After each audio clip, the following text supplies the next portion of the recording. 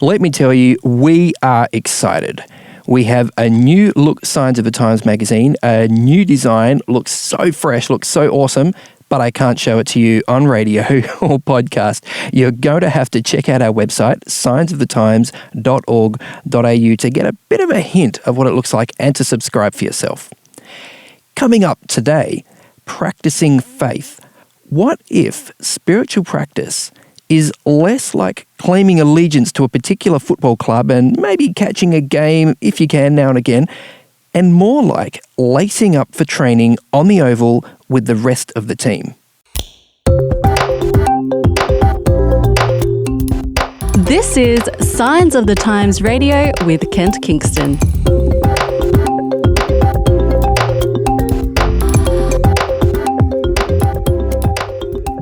It's great to have with us for today's Signs of the Times radio podcast, Nathan Brown, book editor, journalist, activist, agitator. How are you doing, Nathan?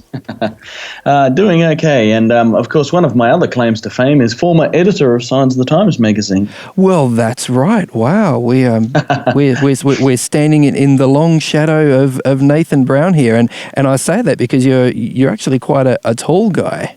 And that's not unrelated to our topic of discussion. Absolutely, that's what we call a segue in the business, Nathan. You're a bit of a basketballer, and you wrote a story about that in the September edition of Signs of the Times. It's called Practising Faith, but you start off talking about practicing basketball. So tell us about basketball. I'm really quite unsporting. So what's the attraction? What's the deal? Well, I guess basketball has been my sport of choice for, since high school days, and that's a while ago now. Have spent a lot of time over the years running up and down basketball courts, and these days I play in an over-30s league, which is pretty social and pretty ugly sometimes, but it's a bunch of older guys that still enjoy the sport, and I guess as much as anything, it's about fitness these days, as being a champion or a lunchtime legend or anything like that. Okay. So and of course it's a good social interaction in the local community and some of those kind of things. So but it's something that I've loved to do and enjoyed doing, and it's been kind of the main sport that I've played for 20-something years. Wow, okay. So if I've got my facts right, you grew up in Toowoomba, is that right?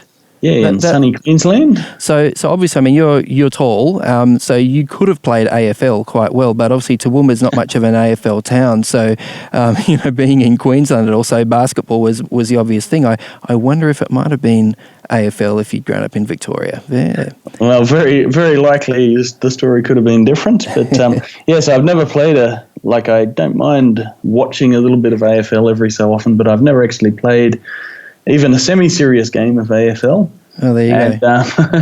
But it's something that I've come to later in life when I moved down to Melbourne, where I live at the moment. Yeah, I guess what I've noticed about basketball is that it's an incredibly fast-moving game. I mean, the court isn't that long, and like with you big guys with your long legs, it seems like you sort of lope down the court in about 5 strides, and you're at the other end. You're at the opposition's basket, and then grab the ball, and you're at your basket. It gets pretty high scoring, doesn't it? It's not unusual to have sort of scores in the hundreds for each side. Is that right? Well, in the professional games, yeah. If we can get to 50 in a game in our league, we're doing pretty well. Oh, okay. So, it's a little bit different. Yeah. And there seems to be this incredible instinct that I notice when I have played an occasional social game of basketball with people. I mean, I'm usually one of the worst players there. But I notice guys just seem to be able to stand. They look like they're just standing around in the court, but the ball comes off the backboard or comes off the ring. It misses, and it seems to bounce straight into their hands. It's like they're just standing there, and somehow it's automatic. Do you know what I mean? Have you seen that? Yeah, I mean, it is something you learn in the game to be in the position where the ball is most likely to be when you're going for rebounds, and even just if you're blocking out other players, which is you make sure that when a shot's going up, you're between your opposition player and the basket. That means it's more likely to fall to you than it is to them. So that's something that, particularly if you're among the taller players on the team, that's kind of part of your job on the court. So it's something you're conscious of. Okay. And it kind of becomes second nature once you do it a lot, but is something that is a learned consciousness of the game. Yeah. I mean, I actually think that there's probably a bit of a native intelligence sort of involved there. People talk about IQ and then they talk about EQ, emotional intelligence. And I often wonder if there isn't some sort of, I don't know, might call it kinetic intelligence or something. Something that helps people to be aware of like things in motion, objects interacting with one another, and they just have this instinct for it. And it is incredible, but it is very interesting what you say. It becomes second nature after a while. Is that what coaches do as they train you? Are they trying to, build that muscle memory to sort of create that situation where you do things, without thinking, basically?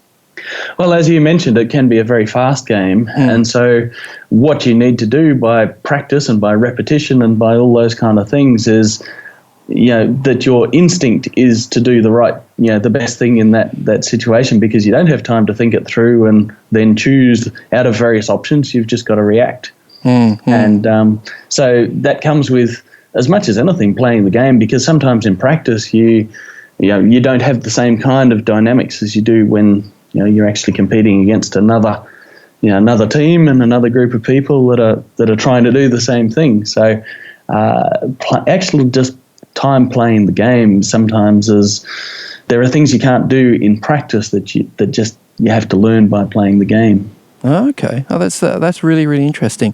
And I guess, I mean, the obvious sort of way to go with this discussion is, your article was about faith in the end, and exploring how some of these themes from training for basketball, from playing basketball, actually relate to our life of faith. I mean, that might not be an obvious sort of logical jump for some of our listeners.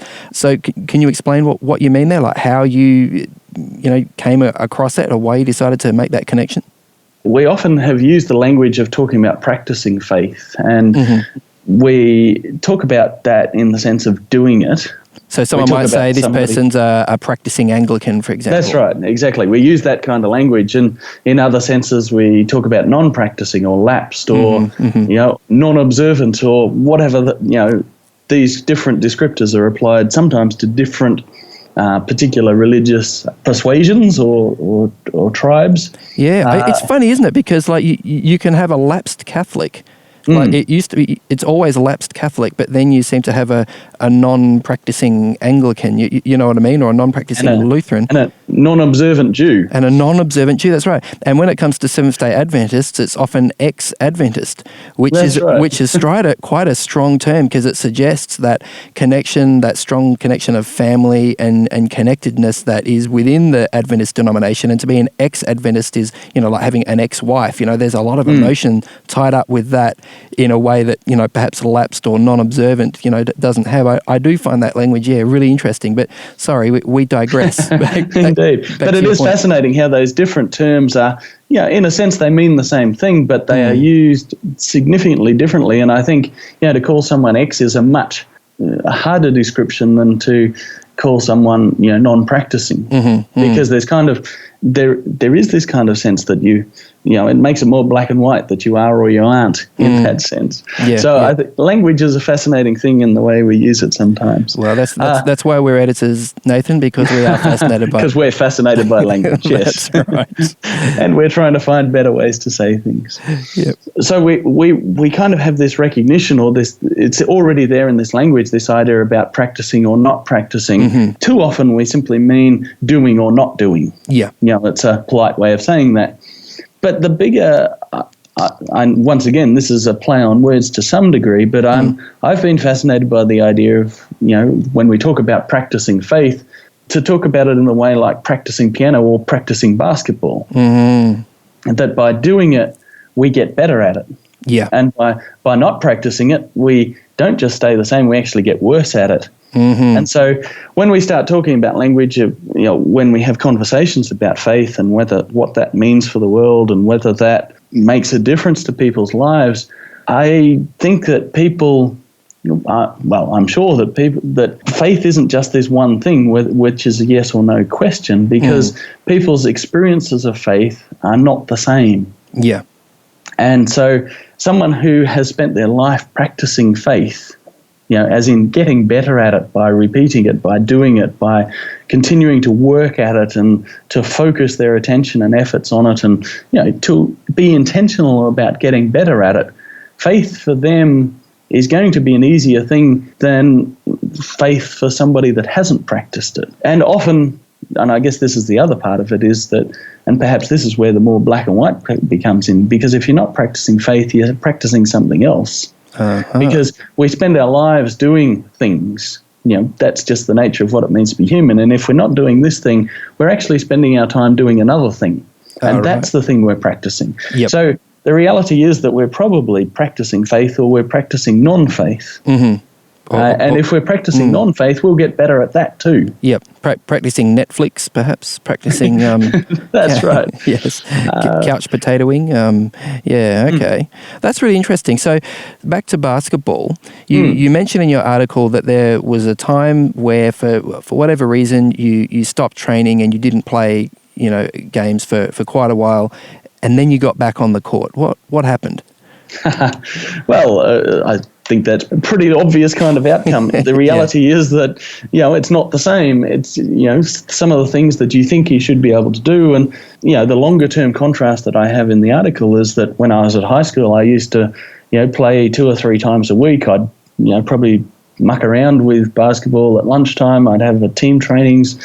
There might be 10 times a week where I've got a basketball in my hands and I'm shooting and running up and down the court and some of those kind of things. And many years later, playing in an old man's league, I turn up on Thursday night and I haven't thought about basketball since I was there the previous Thursday night. Yeah. And that makes the experience of the game quite a bit different. Things aren't quite as smooth, and it's not just that I'm older and slower, although that is true. The advantage of being tall is that while you get older and slower, you don't necessarily get shorter in a dramatic way. Yes. So I still have that natural advantage. But when you just turn up and play, it makes a lot less sense than when you actually have the opportunity to do it on a more regular basis. Right. And so, I mentioned in the article, I think it was over Christmas just this past year, we had a break over Christmas where there weren't any games, and then I was overseas for a few weeks, and for various reasons I went for fully 3 months between touching the basketball and then turned up one Thursday night to have a run. And of course that is not necessarily pretty. Okay. And, shots that you think should go in just don't feel quite right. And, of course, they don't tend to go in the way they should. Mm-hmm. So it's a really obvious kind of metaphor to, if faith is feeling awkward, there might be some reasons for it. And one of those is, what are we practicing? What are we investing our time and attention and focus in? Because I tend to think that if we actually invest time in building faith, in practicing faith in that sense, then it does come to feel a little bit more natural and a little bit easier in that sense. Now, it doesn't mean life becomes easy and simple and there's no complicated bits and it's not hard at times even to maintain faith. But the more we practice it, the more likely it is to make sense for our lives. Okay. All right. Look, I think you've made that point really clearly and really well, that in the same way that when we play basketball or another sport or a musical instrument, that you do develop this instinct, this muscle memory, things just feel right, they happen naturally, and that can happen with spiritual practices too. That's really clear. You've made that point really well. Where I'd like to take it though is a little bit more practically, because over the coming months, you're going to be writing a series of articles in Signs of the Times magazine about various different spiritual disciplines, and there are a lot of them, once you start to think about it. So can you tell us about some of those different spiritual disciplines and what exact practices you're talking about when you're talking about practicing faith in the same sense of practicing the piano? Like, what sort of things are we doing over and over in order to develop this instinct, to develop this connection with God that we're looking for? What are the actual practices involved when it comes to practicing faith? Yeah, and certainly there's a lot of traditional practices that are a part of all sorts of different faiths, and I guess one of the interesting things so far and I've written, I think I've now written 3 articles for the series. We're working a little bit ahead. I've tried to just talk about faith as a human practice without necessarily, picking one set of theologies or one set of doctrines or even one denomination or even one, whether we're talking about Christianity or Islam or Jewish faith or, all the different faiths in the world. So far, I've just been, to an extent, just talking about faith as a human activity, a human phenomenon. And I kind of like talking in that sense. There are other things in the magazine that will talk about more specific aspects of Christian faith and, specific beliefs that can help us inform our faith. And I think one of the things is, just an intellectual engagement with the ideas of faith is one of those things that, there are really serious studies that can be followed through into the sacred text, the scriptures of faith, into theology, the philosophy, all of these things. You can do PhDs on that kind of stuff. So, you can go all the way through as deep as you want to go studying with this kind of thing. So is that a spiritual practice though? If you open your Bible every day, for example, and you read that as a part of a daily discipline, that's a spiritual practice. But you're also saying you can read other sort of spiritual books to explore deeper. You can go very academic if you want to, and it can be but that's all. I'm not saying you need to be. I'm definitely not saying that you need a PhD to be able to practice faith. A PhD in theology or something like that. Yep. But all of those things have their place. And, in many faith traditions, the idea of learning is a significant part of growing faith, of practicing faith. Sure.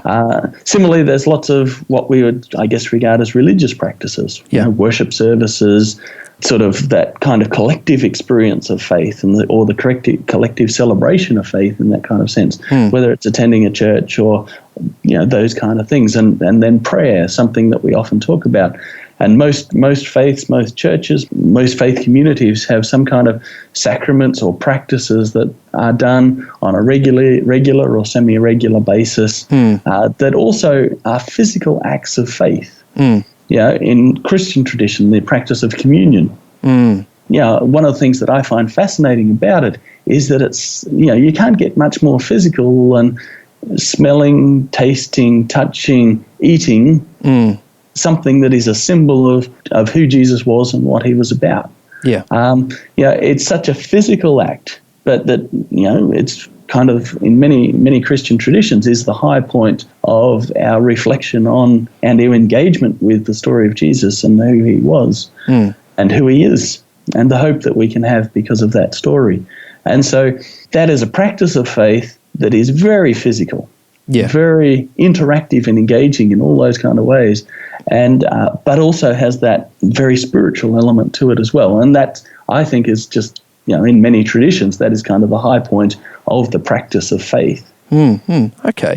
So it sounds like some spiritual pursuits are very individual. I mean, if you're reading a heavy spiritual sort of book, it's something that's kind of best done alone. But something like, taking the bread and the wine in a communion, or Lord's Supper sense is something that seems to work better in a group setting. Is that the case? That some spiritual disciplines are best practiced alone, some are best practiced in groups, and should we perhaps rethink the things we do in groups or alone and maybe switch it up? I certainly think that there's opportunities for all those kind of. I think one of the problems we have in our society, particularly Western society, is simply our individualization. And I think there's so much opportunity to do more as groups. Religion is the coming together of faith, really. It's the public practice of faith. And so I think that we should be alert to those things. And the idea that people say, I'm spiritual, but I'm not religious, we've all heard that 1,000 times. It's such a dumb statement when it comes down to it, because it doesn't make any sense. Because any time you're saying, I like feeling good about being spiritual, but I don't want to be accountable or interact with anybody else in that context. Or offer assistance to anyone else in their spiritual life, Whereas, for our faith to actually make a difference in the world and to matter, it has to be religious in that sense that it is something that impacts community and has a reality in community. Faith doesn't make sense if it's just about us trying to conjure up nice feelings or good ideas within ourselves. That doesn't make sense. And even in the broader picture of faith, we have this idea that faith is, it's often talked about in Christian circles and in other circles as a relationship between us and God or the divine or however we talk about that. That takes us outside ourselves. So immediately there's a communal aspect to that faith. There's a relational aspect to faith. And that, of course, should not be about us, because if we claim that we have a relationship to the divine or to God, other people must also be able to have that relationship. And so that common relationship that we have must draw us together with those other people. Yeah. So basically it's a cop-out to say I don't want to be accountable or to be responsible for or responsible to anybody else. Mm-hmm. Yeah, no, that's fair enough. And that's the point of faith, is to be responsible to and for other people. Yeah, sure. That's the key thing. Yeah. Now, you mentioned spiritual practices that are very much, the tradition of various religious, beliefs around the world, and we sort of know about those, reading the Bible, praying, meditating, going to Mecca, whatever it is. But are there other aspects of life that we might see as everyday? I mean, such as just having a meal with someone or going for a walk or trying to eat healthy, for example, the sorts of things that non-religious people do all the time. Are there ways to turn everyday activities into spiritual practices? Yeah, definitely. And I think that is almost more important than some of those other things, at times at least, is that what we do every day should be done with the consciousness of the practice of faith. That, someone once said to me, how you really judge your life is, what do you think about as you're lying in bed and waiting for sleep? What are the things that fill your mind in that moment? They are the things that really are the things that drive your life. They're the things that matter to you. They, at least in a sense, they are the things that are your God. And so to live with a consciousness of faith and a consciousness of some kind of relationship to God or to the divine or to even to other people is that ongoing practice of faith, and that is transformative of everything that we do. And so when we recognize that we have responsibilities to God, responsibilities to others, responsibilities to the world around us as a larger kind of organism in that sense, everything we do is a practice of faith when that comes down to it, when it's done with that consciousness and that mindset. So, how you're talking about being healthy, the choices that we make each day, how we treat others, how we serve others, how we go out of our way to actually look for those who society often neglects or marginalises, and how we can seek to serve them and to lift them up, to hear their stories, not to be a voice for the voiceless, because everybody has a voice. It's just that some people's voices aren't heard or listened to in places of power and places where those voices need to be heard. So if we have that opportunity, we have then a responsibility to speak up for people who are pushed to the edges or pushed down, or the oppressed, or the exploited, or those who suffer injustice in the world. That again is a practice of faith, and something that again we get better at by doing it. Yeah, no, that's fair enough. Hey, just one more question before we finish up, Nathan. Some of our listeners might be thinking to themselves, I kind of get it, and I feel like perhaps I should pray more often, or maybe I should read my Bible more often, or perhaps I should, be involved in, some sort of, meditation process more often. Meditating on Scripture is a part of Christian tradition, as well as meditation being in other traditions. But they say, when I do it, I feel like I'm going through the motions. I feel like it's fake in some ways. I feel like my heart isn't in it. And what our society often tells us, this individualistic society you're talking about, is that, look, if it doesn't feel right, it's not you. You should just let it go. But I think, like when you talk about basketball, it doesn't always feel natural when they tell you that, no, you need to hold the ball this way, not that way, or you need to dribble this way, not that way. But over time, it sort of becomes more natural. Is it the same deal with spiritual practices? Yeah, I mean, you mentioned the term spiritual disciplines earlier, and discipline has that kind of thing of that we do something that might not feel like the natural thing for us to do, but over time and with practice, it does become maybe sometimes it never becomes natural in that sense, but it becomes more a part of who we are, and we become more a part of what that is actually about. We are changed by that process.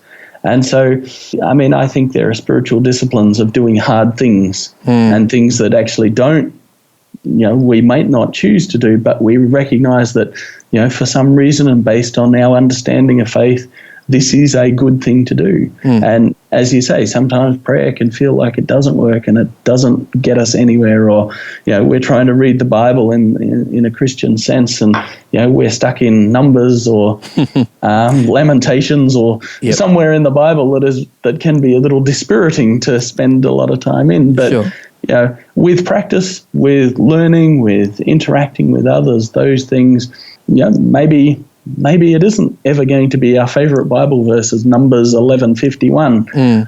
Don't ask me what that is, but there's some obscure stuff, and I actually think that, I mean, this is heading down a whole different direction, but ancient scriptures are a part of most religions, and it's actually their ancientness and how dislike they are to us that is sometimes their most significant impact upon us, because again, we can be so self-referential, so colonized by the society in which we live and the culture that surrounds us, that getting some kind of input into our lives that feels dramatically different, but that is still based on a good foundation, based on somebody else's understanding of the reality of God and his actions in history, and even if it is a long way off in a different culture, a different time, in a different place, the reality of that can speak to us in a way that just hearing something that sounds the same as everything else around us won't ever do. And so